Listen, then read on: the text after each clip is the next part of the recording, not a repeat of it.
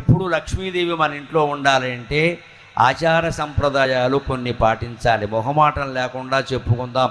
పొద్దున్న 6 గంటల్లోగా దంపతుల స్నానం అయిపోవాలి. అటువంటి ఇంట్లోనే లక్ష్మీదేవి ఉంటుంది. 7ంటికి 9ంటికి లేస్తే ఉన్న సంపదలు కూడా గోక్కుపోతాయి, అనుమానం ఏం లేదు.